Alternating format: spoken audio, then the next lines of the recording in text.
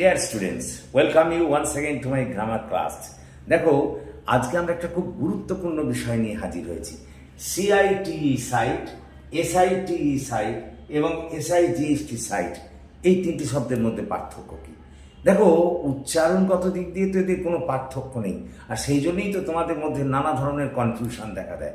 কিন্তু অর্থগত দিক দিয়ে যে তিনটের মধ্যে নানা ধরনের পার্থক্য আছে। দেখো, প্রথমেই বলি সিআইটিই সাইট, এটা কিন্তু একটা ভাগ যার অর্থ হলো উল্লেখ করা বা উদ্ধৃত করা বা কোট করা। যেমন আমি এখানে লিখছি, দেখো, I cited a remark of Shelley at the time of writing the answer to a question. এখানে এই যে সিআইটিডি সাইটেড, এটা কিন্তু ভাগ হিসেবে ব্যবহৃত হয়েছে।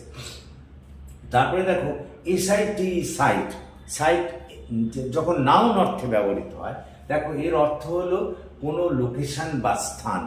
কোনো লোকেশন বা স্থানকে আমরা এসআইটি সাইট বলি, এটা কিন্তু নাউন। এবং এক্ষেত্রে আমি একটা বাক্য লিখেছি, দেখো, I visited the construction site in the morning. এখানে এসআইটি সাইট নাউন হিসেবে ব্যবহৃত হয়েছে।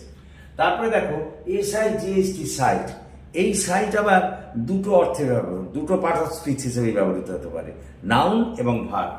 যখন এসআইজিএসটি নাউন হিসেবে ব্যবহৃত হয়, তার অর্থ হলো দৃষ্টিশক্তি।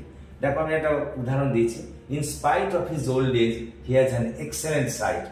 এখানে সাইট, এসআইজিএসটি সাইট মানে দৃষ্টিশক্তি, এটা একটা noun.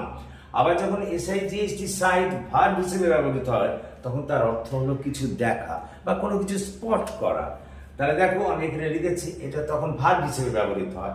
The tourist sighted many beautiful spots in Kashmir.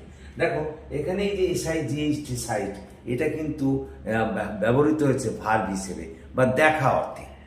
সুতরাং আজকের পর থেকে নিশ্চিতভাবে এই তিনটে শব্দের মধ্যে তোমাদের কোনো কনফিউশন থাকবে না।